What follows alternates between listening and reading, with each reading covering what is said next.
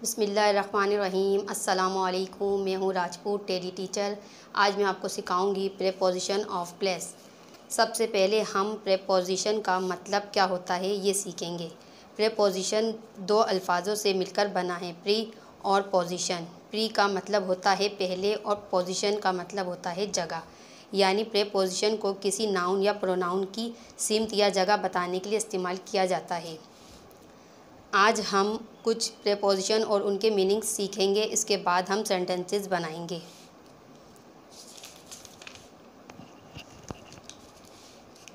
इनका मतलब होता है अंदर, ऑन का मतलब होता है पर, एट का मतलब होता है पर, अंडर का मतलब होता है नीचे, बिहाइंड का मतलब होता है पीछे, नियर का मतलब होता है करीब और नेक्स्ट टू का मतलब होता है बराबर में। इन फ्रंट ऑफ के सामने। बिटवीन का मतलब होता है दो के दरमियान। बीनीथ का मतलब होता है नीचे। ऑन टू का मतलब होता है पर। अपॉन का मतलब होता है के ऊपर। ओवर का मतलब होता है के ऊपर। अब हम सेंटेंसेस बनाएंगे। मैं जमात में हूँ। I am in the class. I am in class. मैं स्कूल में हूँ या मैं घर में हूँ। आई एम एट स्कूल या आई एम एट होम।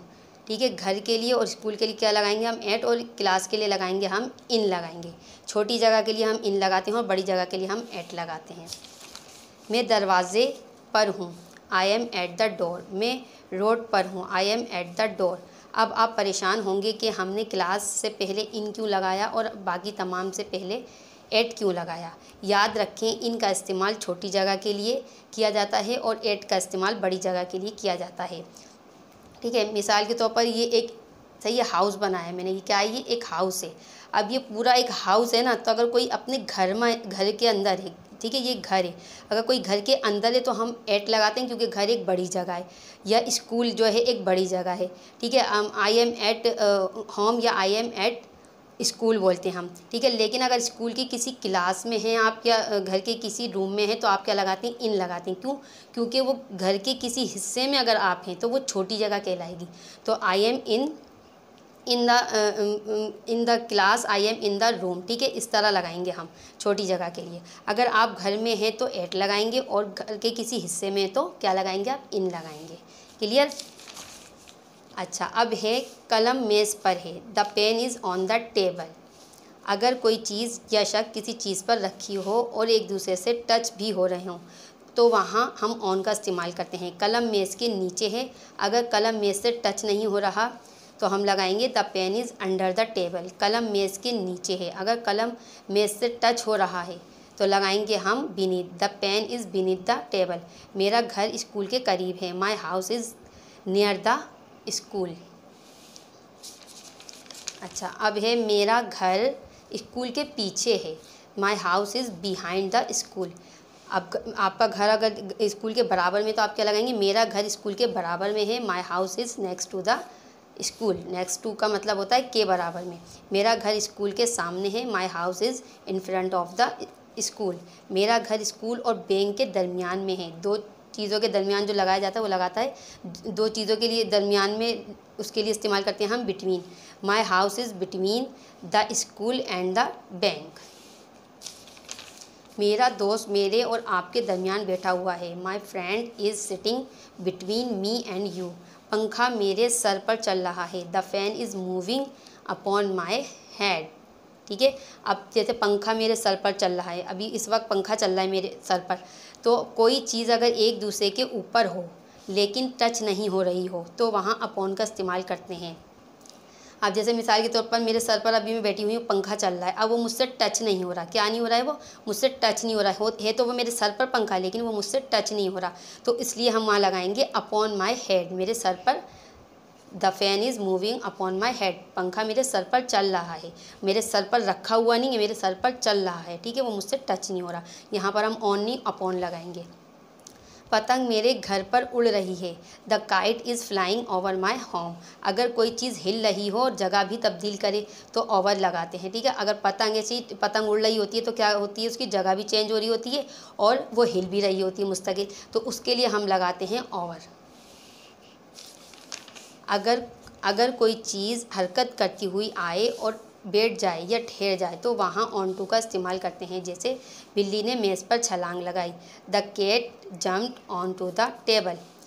ठीक है, ऑन टू लगेगा, यहाँ पे ऑन नहीं लगेगा। जब कोई चीज़ हरकत करती हुई आती है और एक जगह ठहर जाए तो हम ऑन टू लगाते हैं। अब हम इसके क्वेश्चन बनाएंगे, क्वेश्चन आंसर सीखेंगे। वेयर इज़ द पेन, ठीक है, पेन कहाँ है। अब इसके आंसर क्या क्या दे सकते हैं। It is on the table, ये मेज़ पर है, ठीक है। अगर पेन को आप पेन का नाम नहीं लेना चाह रहे, आप बोल रहे हैं सिर्फ ये मेज़ पर है तो it is on the table. या आप कह रहे हैं कि कलम मेज़ पर है तो the pen is on the table, it की जगह द पेन लगा दें आप। The pen is under the table, table के नीचे पड़ा हुआ है पेन तो आप अंडर लगा देंगे, यहाँ से ऑन हट जाएगा, अंडर आ जाएगा। The pen is beneath the table, अगर पेन जो है टेबल के नीचे दबा हुआ है, ठीक है, मतलब वो उससे टेबल से टच हुआ है, दबा हुआ है तो बीनीथ लगेगा, अगर टच नहीं हो रहा तो अंडर लगेगा, ठीक है। अब हम बनाएंगे where is your house, where is your house. My house is behind the school, मेरा घर स्कूल के पीछे है। बिहाइंड का मतलब होता है पीछे। माई house is in front of the school, अगर आपका घर स्कूल के सामने है तो इन फ्रंट ऑफ लगाएंगे। My house is next to the school, अगर आपका घर स्कूल के बराबर में है तो आप क्या लगाएंगे, नेक्स्ट टू लगाएंगे। वेयर आर यू, आपसे घर में अक्सर कहा जाता है वेयर आर यू, आप कहाँ हैं। अगर आप कहते हैं आई एम एट होम, मैं घर पर हूँ, या आप इसका जवाब देते हैं आई am at the post office, अगर आप पोस्ट ऑफिस पर खड़े हुए हैं तो आप क्या कहेंगे, I am at the post office. या I am at the bus stop, आप बस स्टॉप पर तो आप क्या कहेंगे, I am at the bus stop, ठीक है। बड़ी जगहों के लिए मैंने क्या बताया था आपको, एट लगता है। अगर आप जो है कमरे में हैं तो आप बोलेंगे I am in the room. अगर आप क्लास में हैं तो आप बोलेंगे I am in the class. Clear, चलें ठीक है। अब हम कुछ मिसालें जो हैं इसकी कुछ चीज़ों के ज़रिए से क्लियर करेंगे प्रीपोजिशन को, ठीक है। अब ये मेरे पास एक टेबल है, ठीक है। अब आप ज़रा ध्यान से सीखिएगा ये चीज़ें। अभी मेरे पास क्या है, ये एक टेबल है, टेबल है मेरे पास, और इसके ऊपर एक शॉर्पनर रखा हुआ है, ठीक है, शॉर्पनर रखा हुआ है। मैंने कहा वेयर इज़ द शॉर्पनर, तो इसका आंसर क्या हो सकता है, it is on the table, table के ऊपर रखा हुआ है। मैंने ऑन का इस्तेमाल आपको बताया था, कोई चीज़ जब किसी सतह से टच हो रही हो, ठीक है, कोई चीज़ जब किसी सतह से टच हो रही हो, यानी टेबल और शॉर्पनर आपस में टच हो रहे हैं और ये रखा हुआ है एक जगह पर, तो क्या लगाएंगे हम, it is on the table. अच्छा, अगर मैंने इसकी जगह चेंज कर दी, इस शॉर्पनर की जगह चेंज कर दी, ये इसके नीचे रखा हुआ है, टेबल के नीचे कोई चीज़ रखी हुई होती है, ठीक है, ये देखें, ये टेबल है और ये टेबल के नीचे ये रखा हुआ है, ठीक है, टेबल के नीचे रख दिया मैंने, ये देखें इस तरह मैंने ये टेबल के नीचे रख दिया शॉर्पनर। अब मैंने आपसे पूछा वेयर इज़ द शॉर्पनर, अब आप कहेंगे it is under the table, यानी टेबल के नीचे है, टेबल के नीचे है। शॉर्पनर कहाँ है, it is under the table, table के नीचे है, टेबल से टच नहीं हो रहा यूँ करके, टेबल के नीचे रखा हुआ है, ठीक है। अच्छा, अगर ये चीज़, ठीक है, अब देखें, अब अगर ये शॉर्पनर मैंने पूछा होता कि वेयर इज़ द शॉर्पनर, और ये एक प्लेट है, ठीक है, ये एक प्लेट देख रहे हैं आप, ये प्लेट है, ये इस प्लेट के नीचे दबा हुआ है शॉर्पनर, यानी ये शॉर्पनर जो है इससे टच हो रहा है, ये इस तरह टच होकर ये दबा हुआ है। जब कोई चीज़ किसी चीज़ के नीचे दबी हुई होती है, इस तरह ये शॉर्पनर इसके नीचे दबा हुआ होता, तो हम कहते हैं वेयर इज़ द शॉर्पनर। हम तलाश करें भाई शॉर्पनर कहाँ है, शॉर्पनर का, हमने ये प्लेट हटाई, इसके नीचे देखा कि ये इसके नीचे दबा हुआ है, यानी इसके नीचे है, प्लेट के नीचे। तो अब हम यहाँ अंडर नहीं लगाएंगे। जब मैंने आपको बताया था कि जब कोई चीज़ किसी चीज़ से टच हो रही हो, किसी चीज़ के नीचे तो हो लेकिन वो किसी चीज़ से टच हो रही हो जिसके नीचे हो, ठीक है, इस प्लेट से ये टच हो रही है और इसके नीचे है, तो हम लगाएंगे यहाँ पर it is beneath the plate, it is beneath the plate, ठीक है, इससे टच हो रही है। जैसा अक्सर आपका मोबाइल या कई वो होता है तकिए के नीचे है, भाई मेरा मोबाइल कहाँ है, तो आप कहते हैं मेरा मोबाइल तकिए के नीचे है, तो ज़ाहिर सी बात है वो तकिए से टच हो रहा होता है मोबाइल, या रिमोट वगैरह खो जाता है आपका, ठीक है, वो तकिए के नीचे होता है, भाई रिमोट कहाँ चले गया, तो बोलते हैं आप तो वो तकिए के नीचे है। किसी भी चीज़ से कोई चीज़ टच हो और वो उसके नीचे हो, तो उसके लिए वहाँ अंडर नहीं, हम क्या लगाते हैं, वहाँ लगाते हैं हम बीनीथ। अच्छा, अब है इस पर ये प्लेट है, ठीक है, अब ये प्लेट है, इसके अंदर रख दिया मैंने ये शॉर्पनर। अब मैंने कहा वेयर इज़ द शॉर्पनर, अब आप कहेंगे it is in the plate, it is in the plate, ये यानी कि शॉर्पनर प्लेट के अंदर ही, अंदर के लिए लगाया हमने, इन इस्तेमाल किया। अच्छा, अब है हमारा,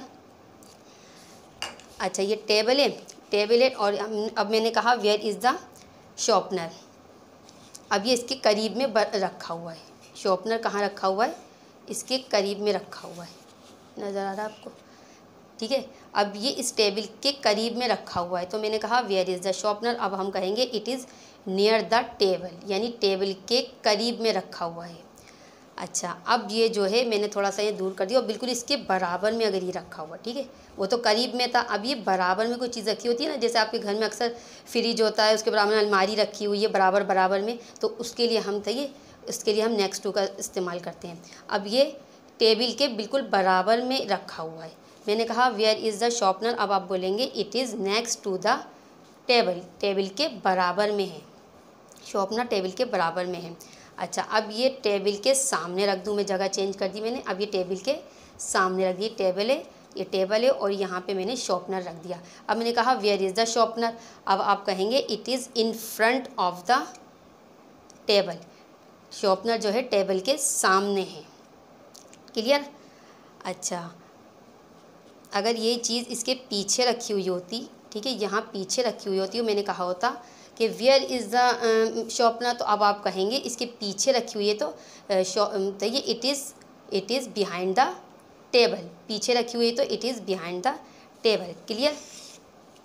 चलें ठीक है, आपको मैंने ऑन का बता दिया, अंडर का, बीनीथ का, इन का भी बता दिया, नियर का, नेक्स्ट टू का, इन फ्रंट ऑफ, ठीक है। अब रह गया हमारा ऑन टू, ठीक है। अब ये ऑन टू, अच्छा, कोई चीज़ हरकत करती हुई आए, क्या आए, कोई चीज़ हरकत करती हुई आए और वो एक जगह पर ठहर जाए, ठीक है, यहाँ पर पहले से नहीं रखी हुई, अब ये शॉर्पनर कहीं से मैंने फेंका और ये जो है हरकत करता हुआ आया और यहाँ पे आके ये ठहर गया, ठीक है, एकदम से यहाँ पे आके ठहर गया, या कहीं से कोई चीज़ हरकत करती हुई आई, जैसे हमने मिसाल के तौर पर कोई चीज़ फेंकी या किसी चीज़ ने छलांग लगाई, तो जो है वो यहाँ पे आकर ठहर गई, एक जगह पे, एक सतह पर आकर हरकत करती हुई आई, यहाँ पे ठहर गई, मैंने शॉर्पनर फेंका और यहाँ पे आके ये ठहर गया। तो अब यहाँ हम ऑन का इस्तेमाल नहीं करेंगे, अब यहाँ इस्तेमाल करेंगे हम ऑन टू का। अब हम कहेंगे it is on to the table, सही, ये हरकत करता हुआ है, यहाँ बैठ गया, अब बोलेंगे हम it is on to the table, क्योंकि ये हरकत करता हुआ आया है, फिर यहाँ आकर बैठा है, यहाँ आकर जो ठहर गया है, तो हमने ऑन टू का इस्तेमाल किया, ठीक है। अच्छा, अब है हमारा बिटवीन का रह गया, अब हमारा रह गया इस्तेमाल बिटवीन का। अच्छा, अब ये जो है ये टेबल और ये शॉर्पनर रखा हुआ है, क्या रखा हुआ, टेबल और ये शॉर्पनर रखा हुआ है हमारा। अब इसके दरमियान में एक डॉल रखी हुई है हमारी, क्या रखी हुई है, ये डॉल रखी हुई है, ये शॉर्पनर और ये, ठीक है, ये शॉर्पनर है और ये टेबल है। अब इसके दरमियान में एक डॉल रखी हुई है। अब मैंने कहा वेयर इज़ द डॉल, तो आप क्या कहेंगे, the doll is between sharpener and the table, the doll is between sharpener and the table, यानी कि गुड़िया जो है शॉर्पनर और टेबल के दरमियान में है, क्लियर। दो चीज़ों के दरमियान, मैंने आपसे कहा था ना, जब दो चीज़ों के दरमियान कोई तीसरी चीज़ होती है तो हम इस्तेमाल करते हैं बिटवीन का, क्लियर। चलें, मुझे यकीन है आपको अच्छी तरह समझ में आ गई होगी प्रीपोजिशन ऑफ प्लेस। अब आपको क्या करना है, अब आपको प्रैक्टिस करनी है बहुत ज़्यादा, क्योंकि प्रैक्टिस नहीं करेंगे तो प्रीपोजिशन कभी भी आपको समझ नहीं आएंगी। ये बहुत ज़्यादा इस्तेमाल होता है छोटी क्लासेस में, तो ख़ास तौर पे 1 to 5 क्लासेस के अंदर इसका इस्तेमाल बहुत ज़्यादा किया जाता है। अगर आप रट्टा लगाएंगे तो आपको कभी भी समझ नहीं आएंगी ये, अगर आप समझ कर करेंगे प्रीपोजिशन तो ये आपके लिए बहुत ज़्यादा आसान हो जाएंगी। चलिए ठीक है, अगर आपको हमारी वीडियो पसंद आए तो हमारी वीडियो को लाइक ज़रूर कीजिएगा। इसके अलावा अपने दोस्तों के साथ शेयर भी किया करें ताकि आपके दोस्त भी हमारी वीडियो से फ़ायदा हासिल कर सकें। हमारे चैनल को सब्सक्राइब भी कर लें ताकि आगे नई आने वाली वीडियोस आप तक पहुंच सकें। आखिर में अपनी वीडियो का अख्तिताम एक अच्छी बात के साथ करेंगे कि हम हमेशा अपने उस्तादों का एहतराम करते रहिए ताकि आपके लिए में इजाफ़ा होता रहे। अगली वीडियो में नए टॉपिक के साथ फिर मिलेंगे, जब तक के लिए अल्लाह हाफिज़।